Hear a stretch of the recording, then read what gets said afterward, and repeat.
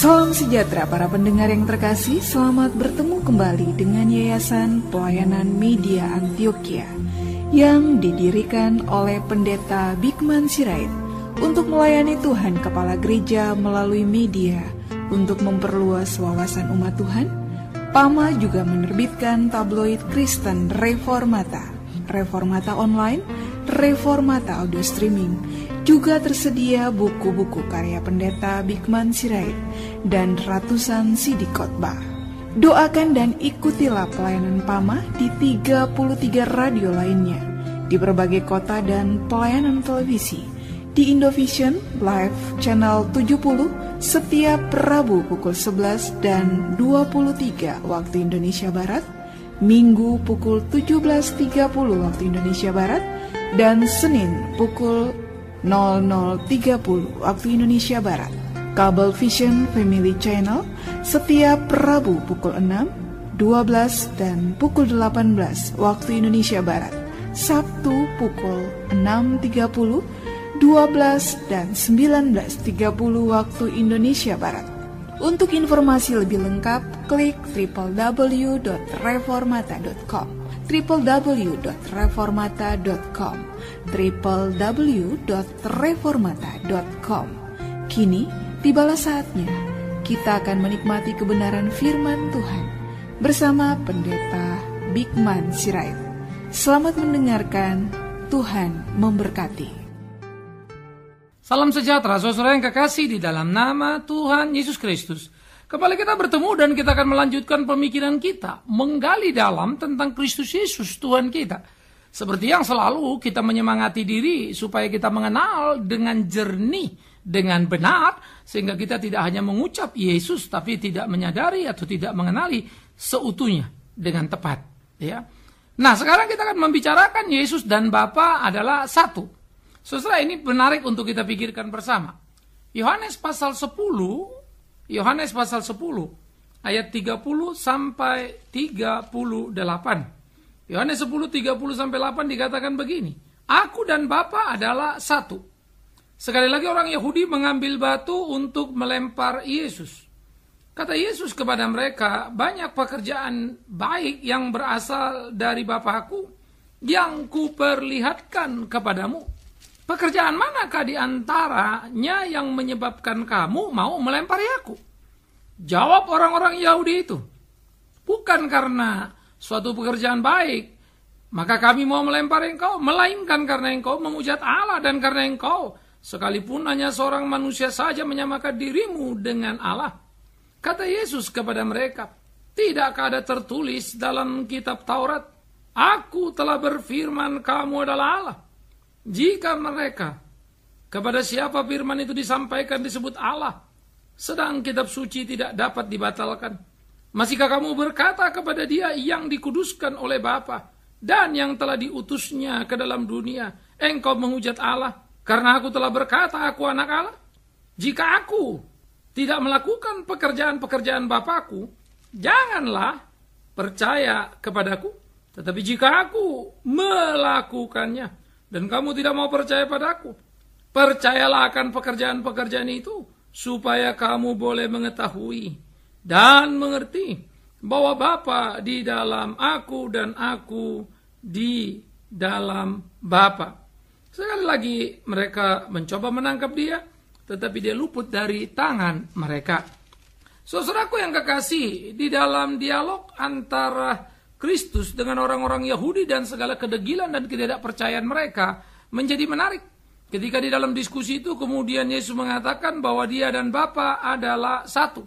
Maka dengan segera kemudian kembali orang-orang Yahudi menjadi marah dan ingin melempari Yesus.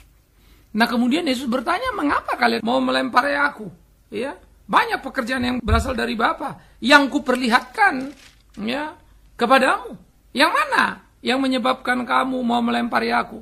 Mereka jawab, bukan pekerjaan yang baik kau lakukan, tapi kau ingin menyamakan diri dengan Allah. Nah sampai di sini dulu, ada satu hal yang menarik saudara yang kalau kita baca bagian ini, fakta pertama, bahwa orang-orang Yahudi mengakui pekerjaan-pekerjaan baik yang dilakukan oleh Tuhan Yesus. Menyembuhkan orang sakit, ya, memberi makan orang lapar, Dan kemudian bagaimana dia menyatakan pengajaran-pengajaran yang mendalam, ya. Dan bagaimana dia menolong orang-orang berdosa itu dipulihkan. Nggak ada yang salah dari apa yang dikerjakannya.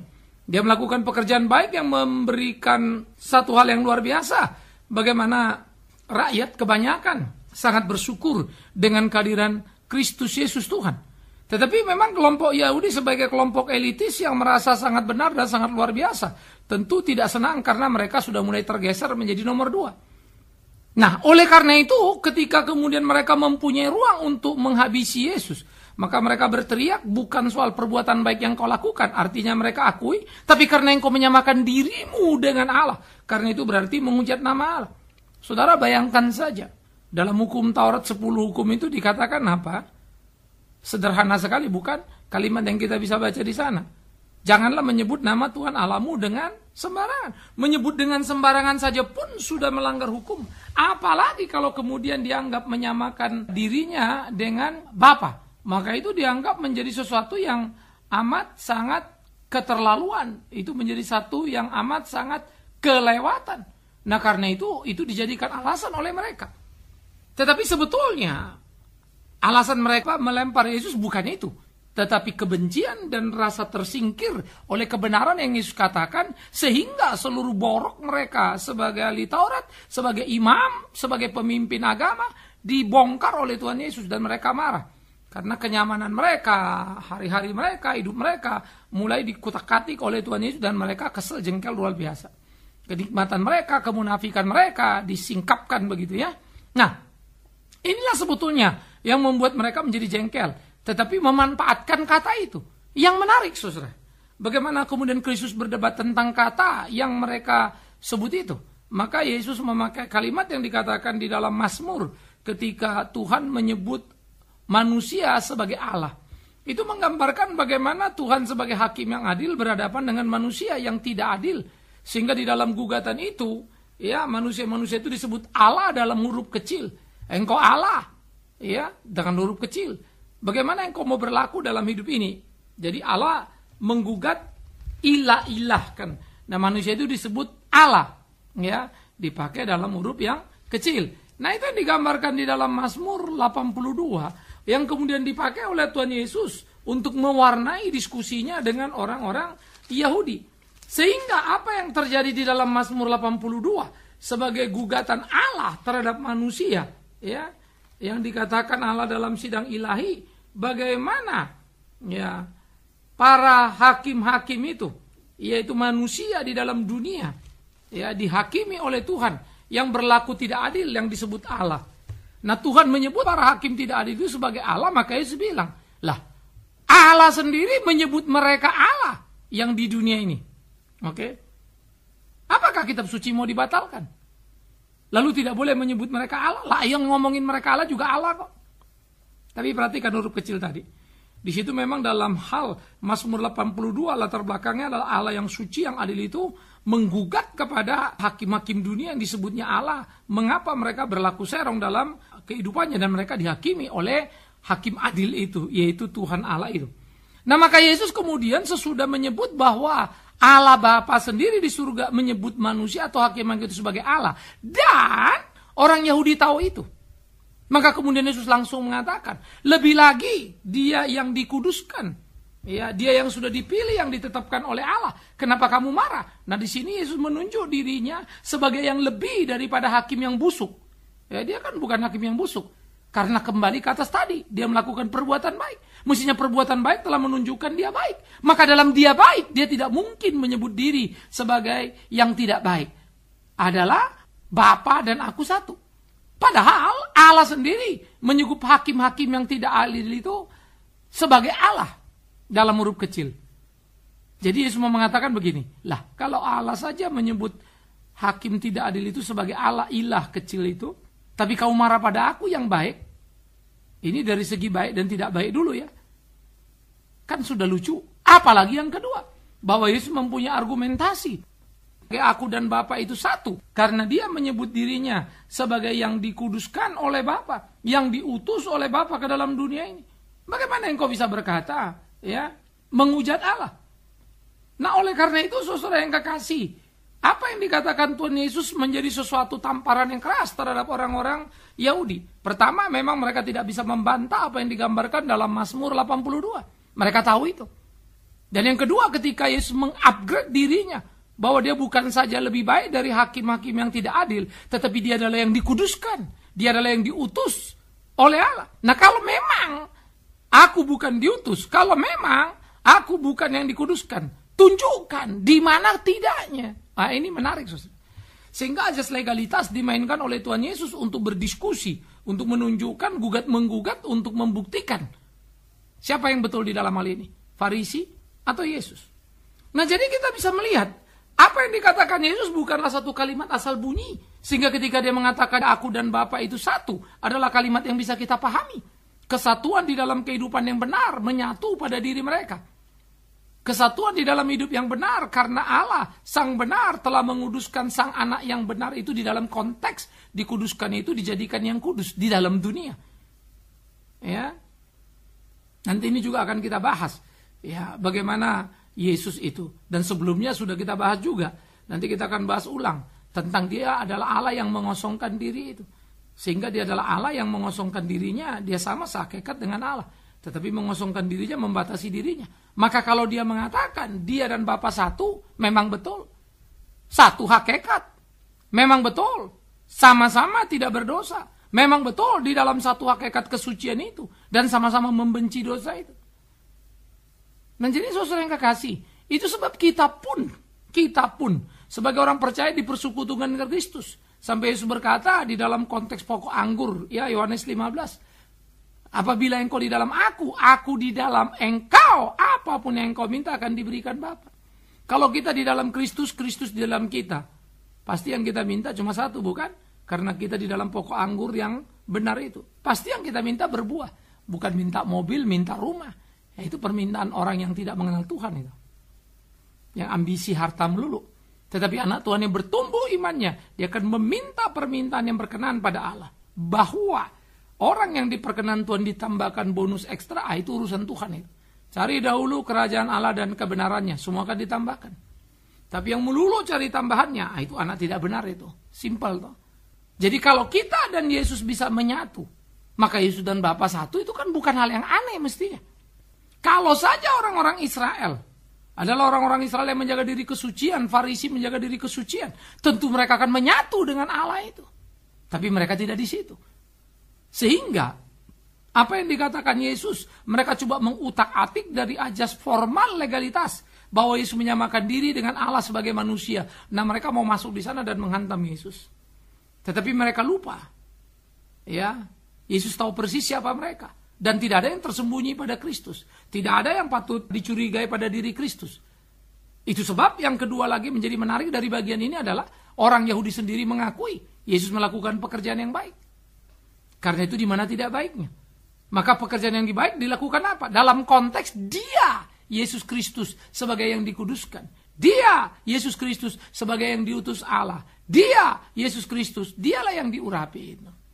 Nah, jadi saudara-saudara yang dikasihi oleh Tuhan Yesus Kristus, ini menjadi sesuatu bagian yang penting untuk kita pikirkan bersama. Bagaimana sebetulnya, atau apa yang diajarkan oleh Tuhan Yesus itu menjadi sangat menarik. Ada dasar argumentasi yang kuat, yang olehnya orang-orang Yahudi nggak bisa menggugurkan. Background atau latar belakang Mazmur 82 itu menjadi sangat kuat. Ya, ingat tadi saya bilang Yesus menyebut diri satu dengan Bapa, dan Allah yang di surga menyebut para hakim-hakim korup dunia itu sebagai Allah, sebagai ilah yang dimarahi, dan berperkaralah Allah dengan mereka karena mereka hakim tidak adil. Nah, Yesus secara moral saja dibandingkan mereka sudah lebih baik. Ya, hakim korup itu penuh dosa. Yesus tidak berbuat dosa dan tidak ada dosa dalam dirinya. Maka itu saja sudah membuat dia lebih tinggi, bukan? Kenapa dia nggak bisa disebut Allah?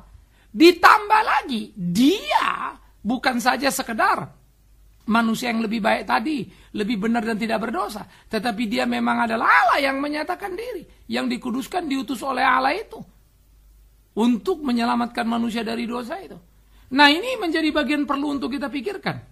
Di sini juga saudara harus hati-hati. Gimana sih sebentar Allah, sebentar diutus Allah, sebentar sama dengan Allah, antar sebentar lagi Bapa yang mengutus lebih besar dari dia.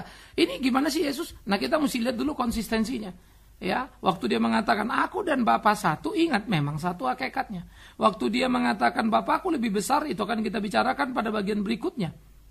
Memang Bapa lebih besar dalam konteks apa? Dalam konteks dia mengosongkan dirinya. Nanti kita akan belajar itu. Nah, jadi tiap bagian pernyataan Yesus harus dilihat di dalam konteks mana yang diperankan oleh Yesus Kristus. Nah, ini penting. Sehingga kita mesti membaca seluruh bagian Alkitab itu dengan jeli, sehingga kita tidak terjebak pada bagian-bagian yang kemudian tergelincir dan jadi salah. Nah, jadi saudara-saudara yang dikasihi oleh Tuhan Yesus Kristus, apa yang dilakukan, apa yang sudah dibicarakan oleh Kristus menjadi sebuah kebenaran yang tidak terbantah. Kalian bilang aku menghujat anak Allah, ya? Karena aku telah berkata aku anak Allah. Di mana aku menghujatnya? Adakah yang salah pada diriku? Saudara-saudara, mereka nggak bisa bantah. Nah, oleh karena itu, mereka nggak bisa bantah karena mereka lihat perbuatan Yesus clear. Kalau ini kita analogikan dalam kehidupan sekarang misalnya ya, saya pendeta, saya khotbah, lalu saya bilang orang hidup benar misalnya. Mungkin orang bisa protes ke saya, alah, Bapak ngomong saja benar-benar. Lu benar kamu harus hidup benar. Ngomong kosong. Lu kenapa kau bilang ngomong kosong? Bapak sendiri hidup tidak benar. Selesai kan? Maka saya akan gugur karena perbuatan saya tidak mendukung ucapan saya. Dan orang bisa dipermalukan, termasuk orang Farisi, termasuk imam-imam pada waktu itu. Begitu juga bisa pendeta masa kini, bukan? Sebetulnya dia gugur seluruh kalimatnya karena tidak muncul dalam perbuatannya. Tetapi Yesus, siapa yang mau menggugurkan dia? Karena semua yang dikatakannya muncul dalam perbuatannya. Bisa diukur dari perbuatannya. Terlihat nyata dan terasa sekali. Oleh karena itulah, ketika kemudian dia berkata lagi kepada mereka, apakah yang salah padaku? Oleh karena itu dia berkata, kalau aku tidak melakukan pekerjaan-pekerjaan Bapakku, janganlah percaya kepadaku. Ya. Tetapi kalau aku melakukannya, dan kamu tidak mau juga percaya, paling tidak percayalah pada pekerjaan-pekerjaan itu. Supaya kamu baru mengetahui, mengerti bahwa Bapa di dalam aku dan aku di dalam Bapa. Ya, kalau kamu hari ini nggak mau percaya padaku tidak mengapa. Tapi kan pekerjaan itu harus kau percaya. Yang kau sendiri sebut pekerjaan itu apa? Baik. Lah kalau kau bilang itu pekerjaan baik, tapi kau tidak mau percaya, aneh kan? Seharusnya kau pikirkan bagaimana pekerjaan baik lari dari seorang yang bernama Yesus, anak Maria dan Yusuf itu. Kau pikirkanlah. Sehingga kau cermatilah, kau amatilah. Semoga dengan demikian kau tahulah bahwa memang dia dan Bapa itu satu. Bahwa Yesus di dalam Bapa dan Bapa di dalam Yesus. Nah jadi saudara, sebetulnya di situ terjadi logika-logika yang sangat kuat sekali. Dan Yesus tidak meminta orang percaya kepada dirinya dengan gelap mata. Enggak. Ya, saya harap orang Kristen juga dalam percaya enggak bisa gelap mata. Asal percaya saja, pokoknya Yesus, tapi tidak bisa menjelaskannya. Itu iman tidak bertanggung jawab, gawat itu. Kau harus berdiri atas dasar iman yang bisa kau pertanggungjawabkan. Nah itu penting itu. Nah jadi saudara-saudara yang dikasihi oleh Tuhan Yesus Kristus, apa yang dikatakan oleh Tuhan Yesus menjadi sebuah kebenaran yang tidak terbantah dan membuat orang Yahudi jengkel. Mereka tidak bisa berdebat, mereka tidak bisa membantah. Apa yang mereka mau lakukan? Coba tangkap lagi dan coba main kasar lagi. Hanya itu saja. Dan tindakan itu menunjukkan betapa orang Farisi itu memang orang bejat. Yang ngomongnya suci. Kau mau hujat Allah, mau menyamakan diri dengan Allah. Kayaknya mereka pembela Allah ya. Bagaimana orang bisa mengucapkan kata-kata bagus, kata-kata yang indah, kata-kata manis. Bagaimana orang bisa mengucapkan tentang nama Tuhan yang suci dan kudus, tapi berperilaku bengis, merusak, mengancam, menghancurkan. Itu yang dilakukan ahli-ahli Taurat itu, para imam itu. Oleh karena itu kekerasan agama sudah isu kuno, saudara. Dan Yesus mengalami itu. Karena itulah yang menjadi penting bagi kita, bagaimana kita belajar terhadap fakta-fakta konkret. Bahwa Yesus dan Bapa itu satu bukanlah kalimat omong kosong. Tapi kalimat yang bisa dipertanggungjawabkan penuh. Dan bahwa orang-orang Yahudi pun sebetulnya tak bisa membantah. Kecuali jengkel dan ingin mencelakai Yesus saja. Ini menarik. Argumentasi dasar yang dipakai Yesus Mazmur 82 mereka nggak bisa bantah. Nah, Yesus bukan hakim yang korup yang disebut Allah huruf kecil itu di dalam Mazmur 82. Yesus lebih dari mereka secara moralitas. Tetapi bukan itu pula. Karena dia memang lebih, bukan soal moralitas saja. Tetapi dialah yang dikuduskan, dialah yang diutus untuk menebus dosa. Sehingga kekuatan nilai pada diri Kristus itu adalah kekuatan tidak terbantah.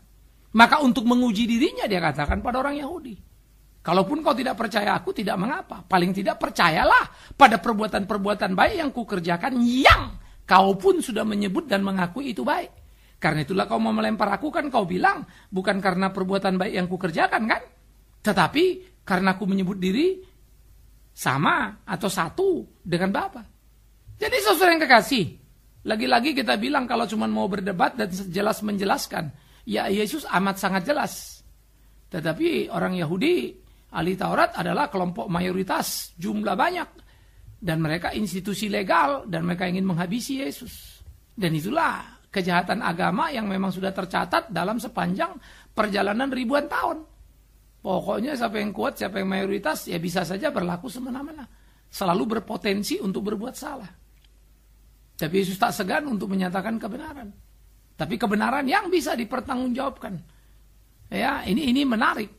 Nah, oleh karena itulah saudaraku yang kekasih di dalam nama Tuhan Yesus Kristus, biarlah kita sungguh-sungguh menjadi orang Kristen yang terus belajar untuk bergairah mengerti kebenaran, terus mendekatkan diri kepada Kristus Tuhan kita, belajar kebenaran dan menaklukkan diri sepenuhnya supaya hidup kita sungguh-sungguh menjadi hidup yang berkenan kepada Tuhan. Dan kita bisa melakukan apa yang menjadi kehendak Tuhan dalam kehidupan kita. Saya pikir ini akan menjadi tantangan yang sangat serius dalam hidup keimanan kita dan bagaimana kita melakoni hari-hari kita.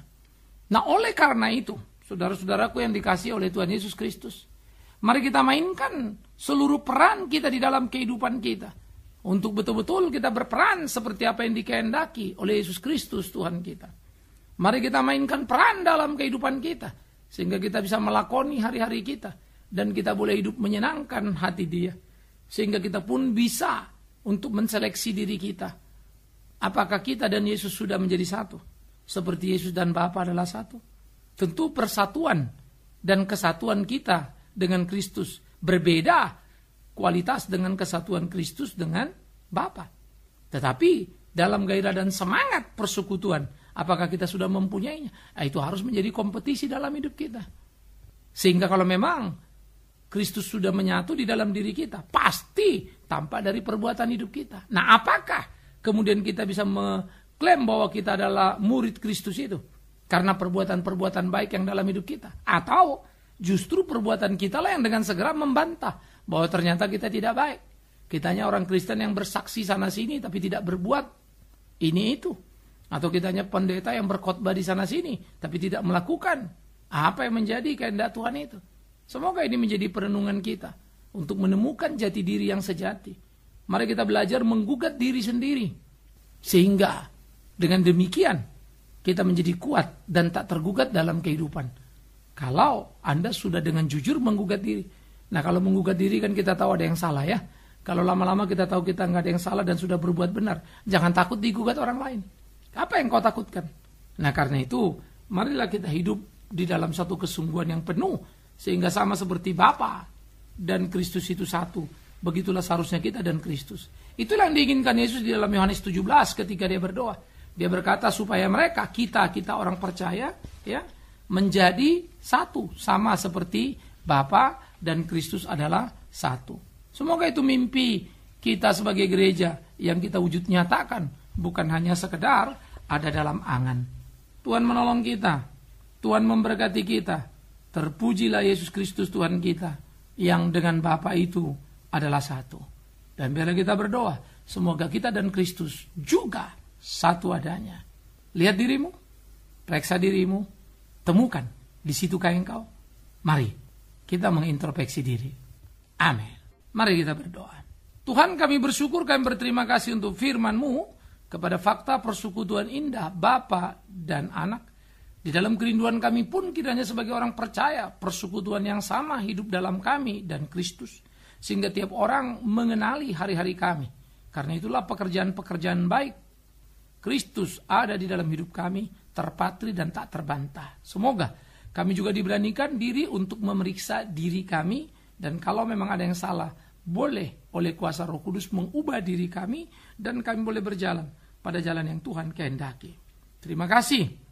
Kami serahkan hidup kami ke dalam tangan-Mu, dan kami berdoa biar Tuhan yang sendiri menggugat kami dan mempermalukan kami kalau kami tidak hidup sungguh-sungguh, supaya kami disadarkan. Tetapi jangan membiarkan kami terjerumus. Ya Tuhan, berbelas kasihanlah. Tolong kami, pimpin kami dalam kasih-Mu. Terpujilah Tuhan kami, Yesus Kristus. Amin. Kita telah mendengarkan firman Tuhan yang disampaikan oleh Pendeta Bikman Sirait.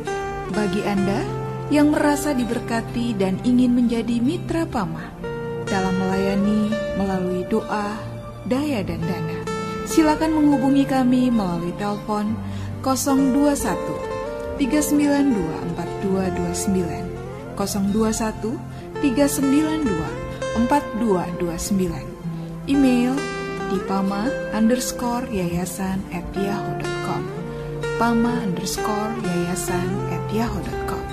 Sampai bertemu kembali di waktu dan gelombang yang sama. Tuhan memberkati.